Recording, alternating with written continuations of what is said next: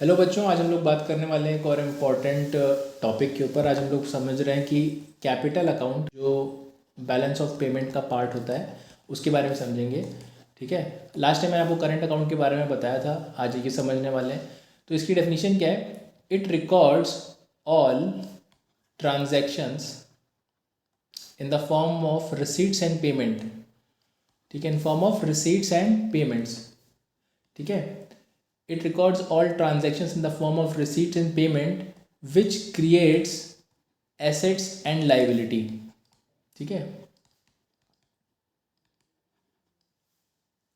तो यहाँ पे मैंने क्या बताया कि हम वो सारे ट्रांजैक्शंस को रिकॉर्ड करेंगे रिसीट एंड पेमेंट के फॉर्म में जो क्रिएट करते हैं एसेट एंड लाइबिलिटीज़। यही डिफरेंस है करंट अकाउंट का और कैपिटल अकाउंट का। करंट अकाउंट में भी सेम हम ट्रांजैक्शंस ही रिकॉर्ड करते हैं। ठीक है, मॉनेटरी ट्रांजैक्शंस रिकॉर्ड करते हैं जो आपने रेस्ट ऑफ द वर्ल्ड के साथ किया है। यहाँ पे भी वही ट्रांजैक्शन जो आपने रेस्ट ऑफ द वर्ल्ड के साथ किया वही रिकॉर्ड होगा। लेकिन फ़र्क क्या है? फ़र्क ये है कि यहाँ पे जो ट्रांजैक्शंस होते हैं वो आपके एसेट एंड लाइबिलिटीज़ को क्रिएट करते हैं, बट यहाँ पे आपके कोई भी ट्रांजैक्शन एसेट एंड लाइबिलिटीज़ को क्रिएट नहीं करते हैं अंडर करंट अकाउंट। तो ये मेजर डिफरेंस याद रखिएगा। It records all the transactions in the form of receipts and payments which creates assets and liabilities.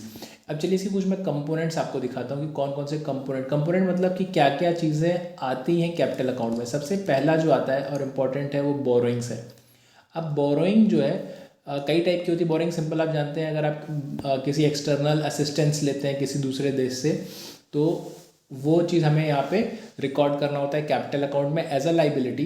But ये समझिए कि ये है तो लाइबिलिटी लेकिन पैसे का इनफ्लो होता है, तो इनफ्लो का इसलिए इसको हम पॉजिटिव साइन के साथ रिकॉर्ड करते हैं अंडर क्रेडिट। ऑल रिसीट्स या all inflows are recorded under credit.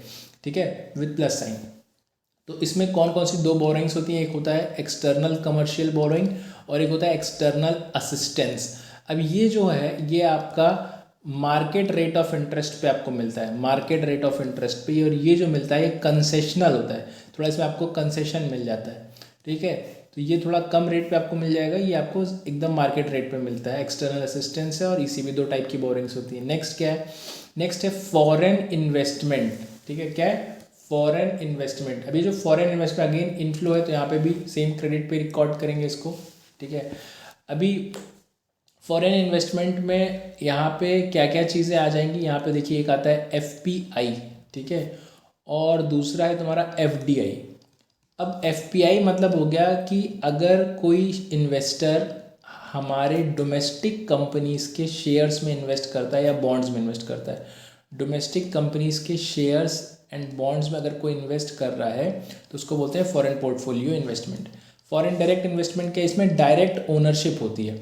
आप डायरेक्टली बिजनेस में इन्वेस्ट करते हैं, मतलब आप डायरेक्टली कंपनी में, आपकी कंपनी खुद की कंपनी में इन्वेस्ट कर सकते हैं और वो कंपनी आप यहाँ इंडिया में इस्टेब्लिश कर सकते हैं। ठीक है, फॉर एग्जांपल बाहर की कोई कंपनी यहाँ करके अगर बिजनेस रन करे तो ये बोरिंग हो गया, फॉरेन इन्वेस्टमेंट हो गया दो। इसके बाद और कुछ कंपोनेंट्स वो आपको बताता हूँ, जैसे NRI डिपॉजिट है। तो NRI डिपॉजिट क्या होता है? NRI डिपॉजिट हो गया बेसिकली जब कोई NRI, ठीक है, नॉन रेजिडेंट इंडियन, यहाँ पे आके अगर कोई डिपॉजिट करे पैसा, लेकिन पैसा उसी के पास रहेगा, हेल्ड वही, ओनरशिप उसी की रहेगी, बस उसका डिपॉजिट यहाँ पे होगा NRI का फंड्स का, तो उसको हम बोलते हैं NRI डिपॉजिट। अब ये आपके जो ट्रांसफ़र पेमेंट होता है, यानी कोई NRI जब इंडिया में किसी अपनी फैमिली को पैसा भेजता है तो उससे अलग है ये ट्रांसफ़र पेमेंट को हम लोग रिकॉर्ड करेंगे। लगता है एकदम सेम ही है कि, बट ये रिकॉर्ड कहाँ पे किया जाएगा? इसको हम रिकॉर्ड करेंगे करंट अकाउंट में। ठीक है, याद रखिएगा, करंट अकाउंट में। फ़र्क ये है कि ये आपको, आप अपनी फैमिली को भेज रहे हैं एज एन NRI, आप इसको अपनी फैमिली को भेजते हैं और यहाँ पे आप खुद ये फंड यहाँ पे डिपॉजिट करते हैं, मतलब अपनी कंट्री में इसको डिपॉजिट किया जाएगा, तो इसको हम लोग NRI डिपॉजिट बोलते हैं। और इसको हम लोग कहाँ रिकॉर्ड करते हैं? कैपिटल अकाउंट में, but this one would be recorded under current account.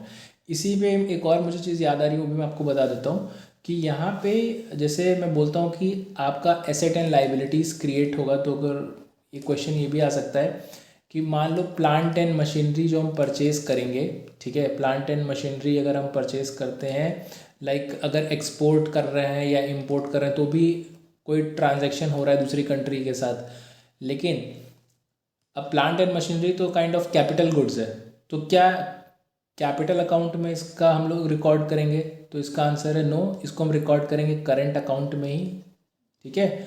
और अंडर हमने करंट अकाउंट में पढ़ा था विजिबल गुड्स करके, तो विजिबल गुड्स की जो कैटेगरी होती है उसमें प्लांट एंड मशीनरी आ जाएगा। दो it is kind of an asset but it will be recorded under current account, ठीक है, क्योंकि वहाँ पे ट्रेडेड गुड्स जो भी रहते हैं वो रिकॉर्ड किए जाते हैं, यहाँ पे नहीं आएगा। चलिए आगे बात करते हैं। नेक्स्ट है बैंकिंग कैपिटल। बैंकिंग कैपिटल एक और यहाँ पे कंपोनेंट है। मान लीजिए कोई आपका बैंक है, डोमेस्टिक बैंक है, और इसका कोई फॉरेन एसेट है, मतलब दूसरे देश में कुछ एसेट्स इसके पास हेल्ड करके इसने रखा है। तो अगर मान लीजिए उसको सेल करते हैं, लिक्विडेट करते हैं, तो उससे भी अगर कोई इनफ्लो है तो वो यहाँ पे हमको मिलेगा, तो वो इनफ्लो भी हम लोग कंसीडर करेंगे अंडर कैपिटल अकाउंट। याद रखिएगा बैंकिंग कैपिटल क्या होती है, ये हम लोग कोई भी हमारा जो कमर्शियल बैंक है वो कोई अगर एसेट होल्ड करता है, फॉरेन एसेट दूसरे कंट्री के अंदर, तो अगर वो सेल आउट करेगा तो उसके ऊपर भी हमको कोई इनफ्लो आ सकता है, ठीक है।